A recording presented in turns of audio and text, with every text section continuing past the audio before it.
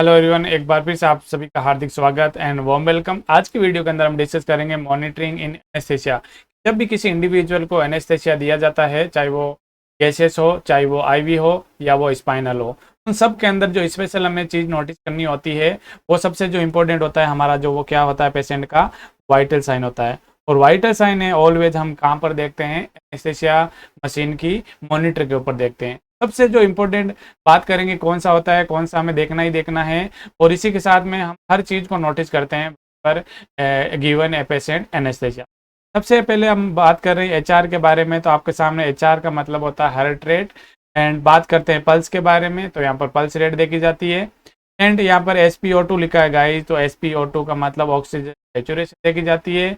अगर less than 95% अगर oxygen saturation है, तो फिर वहाँ पर क्या देना पड़ता है? हमें ऑक्सीजन प्रोवाइड करना पड़ता है, depend on the pressure. Okay, 98 to 100% है वो ऑक्सीजन सेचुरेशन नॉर्मली रहना चाहिए। बात करते हैं वन ऑफ द इम्पोर्टेंट, बात करते हैं गाइस, तो एक और चीज़, जो SpO2 होता है, जो ऑक्सीजन की जो सेचुरेशन होती है, ये नॉन इन्वेजिव मेथड है। नॉन इन्वेजिव मेथड है। नॉन इन्वेजिव का मतलब पल्स ऑक्सीमीटर को मॉनिटर के साथ में अटैच होता है, हम डायरेक्ट फिंगर पे लगाते हैं और फिंगर पे लगाने के दौरान वहां पर मॉनिटर पे ऑक्सीजन सेचुरेशन दिखेगा। इसका मतलब यहाँ पर हमने कोई कट नहीं लगाया है। Without cut, without any part damage, हमने सीधा स्किन से हमने क्या लिया? ऑक्सीजन सेचुरेशन लिया है, और तो हमारे लिए नॉन इन्वेजिव मेथड हो गया। बात करते हैं अगला, ABP लिखा हुआ गाइज। तो व्हाट इज द ABP का मीनिंग क्या होता है, समझते हैं गाइज ABP के बारे में कि ABP का मतलब क्या होगा। यहाँ पर इसका मतलब होता है arterial blood pressure. Arterial blood pressure के बारे में बात करते हैं कि आर्टेरियल ब्लड प्रेशर क्या होता है। यस गाइज, पहली बात ये है कि ये जो प्रोसीजर होता है वो इन्वेजिव मेथड होता है। यस गाइज, इन्वेजिव कहने का मतलब है कहीं ना कहीं जो आर्टरी में से ब्लड प्रेशर लिया जा रहा है, तो ऑब्वियसली ये कहाँ से होगा? इन्वेजिव प्रोसीजर है। बात करते हैं कि कौन सी आर्टरी से ब्लड प्रेशर लिया जाता है, तो रेडियल आर्टरी इसके लिए यूज होती है। रेडियल आर्टरी यूज होती है। Hope you understand? यस। अगली हम बात करते हैं, यहाँ पर लिखा हुआ है PAP। What do you mean PAP?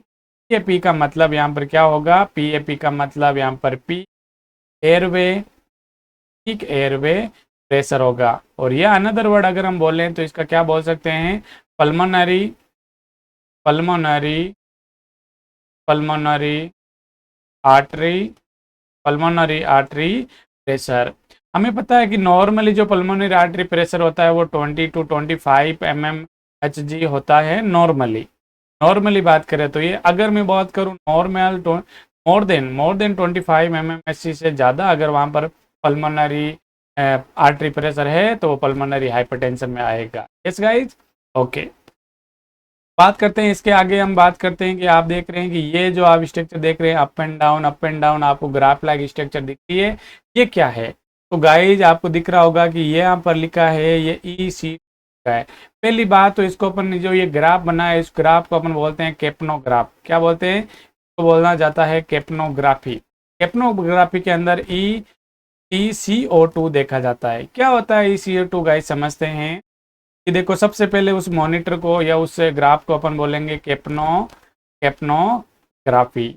और कैप्नोग्राफी में बात करूं, सबसे पहले ये नॉन इन्वेजिव मेथड है। नॉन इन्वेजिव मेथड है।